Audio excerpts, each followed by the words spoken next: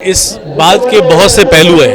یہ اتنا آسان نہیں ہے کہ سندھ حکومت کو حق ہے کہ وہ جو بھی مجرمانہ کام کرے وہ اس کو اجازت ہے. تو ہم سمجھتے ہیں کہ یہ جو صدارتی آرڈیننس آئی لینڈز کے بارے میں جاری ہوا ہے، سب سے پہلی بات اس کو لیتے ہیں، پھر آتے ہیں لیجیٹیمیسی پر.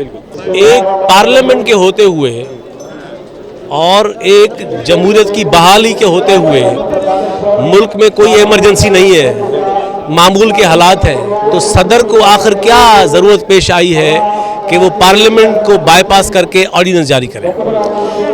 جمہوریت میں آرڈیننس جاری کرنا پارلیمنٹ کی نفی ہوتی ہے، اس کی توہین ہوتی ہے، کیونکہ جو قانون سازی ہے، آئین سازی ہے، وہ تو کام پارلیمنٹ کا ہے.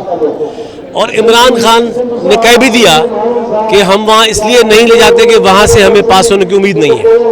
تو جس چیز کو پاس آپ نہیں کروا سکتے جمہوری طریقے سے پارلیمنٹ سے، تو کیا وہ آپ اس فاشسٹ انداز سے پاس کروائیں گے؟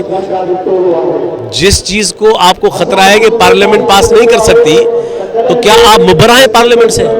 تو کیا صدر پاکستان آئین کہتا ہے؟ آئین پاکستان تو یہ کہتا ہے کہ ملک کا سب سے سپریم ادارہ نہ صدر ہے، نہ وزیر اعظم، نہ کابینہ ہے. تو جب دستور یہ کہتا ہے کہ سب سے سپریم اتھارٹی پارلیمنٹ ہے اور وزیر اعظم کہہ رہا ہے کہ ہم اس کو بائی پاس اس لیے کیا کہ وہاں سے پاس نہیں ہوگا، تو ہم یہ سمجھتے ہیں کہ یہ آرڈیننس وفاق دشمن بھی ہے، یہ پاکستان کے دستور کی نفی بھی ہے، پارلیمنٹ کی توہین بھی ہے، اور صدر نے جو حلف لیا ہے پاکستان کے دستور کے ساتھ وفاداری کا، یہ اس کی توہین بھی ہے کہ دستور کہتا ہے کہ یہ کام پارلیمنٹ کا ہے اور آپ یہ کہتے ہیں اس کو بائی پاس کر کے. غلط ہے. اور اس کے بنیاد پر جو اتھارٹی قائم ہوئی ہے وہ بھی ناجائز ہے، ظاہر ہے. اب آئیے اس بات پر کہ کیا یہ سندھ حکومت کو اختیار ہے.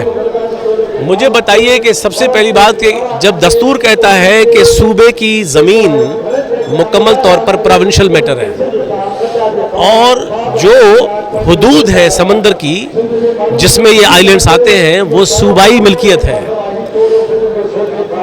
تو صوبہ سندھ کا جو جولائی میں جاری کیا گیا تھا پرمیشن کا لیٹر، ہم سمجھتے ہیں کہ وہ سیکرٹ تھا. وہ تو اب جا کے ظاہر ہوا ہے جب ان کا مجرمانہ فعل سامنے آیا دونوں کا.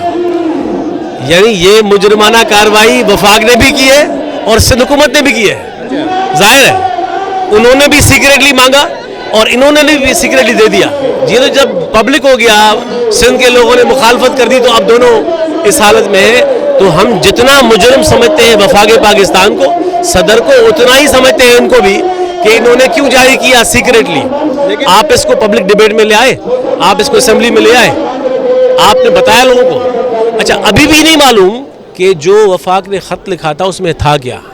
ہم تو ڈیمانڈ کرتے ہیں کہ جو آپ کو وفاق نے خط لکھا تھا وہ پبلک کیے. جواب تو آپ نے پبلک کر دیا اور وفاق نے خود کیا ہے، وہ خط پبلک کیجئے. تو ہم یہ سمجھتے ہیں کہ یہ اختیار سندھ حکومت کا بھی نہیں ہے. لیکن سندھ حکومت نے جو ہے بلاول نے مخالفت کر دی. آپ کہہ رہے ہیں کہ دونوں کا کام ہے. ہاں، اب انہوں نے مخالفت کی ہے عوام کے دباؤ میں، تو ہم یہ کہتے ہیں کہ یہ مخالفت ناکافی ہے. یہ اچھی ہے، بہتر ہے، دیر سے ہوئی لیکن ٹھیک ہے. ہمارا کہنا یہ ہے کہ سب سے بڑا آئینی فورم کون سا ہے؟ کابینہ تو نہیں ہے، وہ سندھ اسمبلی ہے. تو جب ایک فیصلہ ناجائز ہے تو اس کو رد کروائیں نا آپ اس سپریم آئینی فورم سے، وہ سندھ اسمبلی ہے. آئینی طور پر سندھ کابینہ تو ہائیسٹ فورم نہیں ہے صوبے کا. تو جو سب سے بڑا فیصلہ کن آئینی فورم ہے وہاں آپ لے کر نہیں جاتے. اس وقت اپوزیشن جماعتوں کی میجورٹی ہے سینیٹ آف پاکستان میں، تو سینیٹ جو پارلیمنٹ کا ایوان بالا ہے، سب سے سپریم ایوان کا بھی ایوان بالا ہے، تو جب آپ کے اپوزیشن کے پاس میجورٹی ہے تو وہاں سے اس کو رد کروائیں.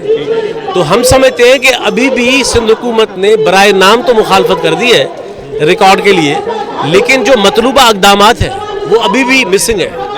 اسی لیے ہم ان کی اس نیت پر شک کرتے ہیں یا ان کی موقع پرستانہ ماضی کو دیکھ کر شک کرتے ہیں اور مطالبہ کرتے ہیں کہ آپ اس کو سندھ سے رد کروائیے، سینیٹ سے رد کروائیے، کاؤنسل آف کامن انٹرسٹ سے رد کروائیے. صدر کی کیا اوقات ہے؟ دستور پاکستان کے آئینی اداروں کی حیثیت میں ایک آرڈیننس کی کیا اوقات ہے؟ وہ تو غیر آئینی ہے. تو ہمارا مطالبہ یہ ہے کہ اس آرڈیننس کو رد کیا جائے، اتھارٹی کو ایبالش کیا جائے اور آئی لینڈس کو واپس نہیں دیا جائے. اگلا لاہ عمل کیا ہوگا اس دھرنے کے بعد اگر بات نہیں بنتی؟ دیکھیے اگلا تو یہی ہے کہ اب ظاہر ہے ایک پرامن جمہوری اسٹرگل ہے اور ہم نہیں سمجھتے کہ کوئی بھی صدر یا وزیر اعظم یا وزیر اعلیٰ یا حکومت عوام کی مزاحمت سے بڑی پاورفل ہوتی ہے. تو اس لیے عقل کے ناخن لیں اور سندھ کے، اور یہ معاملہ تو نہ لسانی ہے نہ نسلی ہے، یہ سب کا ہے. اور اس میں تو ہم مطالبہ اپیل کرتے ہیں کہ جو باقی دیگر زبانیں والے وہ لوگ ہیں، کیونکہ یہ آئی لینڈس نسلی ایشو تو نہیں ہے نہ لسانی ایشو ہے، یہ تو سب کا ہے. اور جو کراچی کہتے رہتے ہیں سارا دن، تو جب کراچی کے 2 آئی لینڈ چھین لیے گئے تو آپ کیوں خاموش ہیں؟ ہر وقت کراچی کہنے والے، نام نہاد لفاظی کرنے والے، جب کراچی کے 2 آئی لینڈ چھین لیے گئے ہیں تو کہاں ہے MQM؟ ہم ان تمام جماعتوں سے مطالبہ کرتے ہیں کہ جو کراچی کی نام نہاد نمائندگی دعویٰ کرتے ہیں وہ کہاں گم ہے. تو ہم سمجھتے ہیں کہ سندھ کی وحدت یا آئی لینڈس وہ تو ہم سب کا ایشو ہے. تو اس لیے ان آئی لینڈس کو واپس دے دیا جائے، اتھارٹی کو ایبالش کیا جائے اور اس آرڈیننس کو واپس لیا جائے. نہ صرف MQM بلکہ PSP نے تمام جماعتیں دیکھیں، اصولی طور پر میں اسی لیے کہہ رہا ہوں نا کہ جو جماعتیں سارا وقت کہتے رہتے ہیں، یہ کالم نے اخبار والے، یہ میڈیا والے، کراچی تو کہاں ہے وہ، کہاں گم ہے؟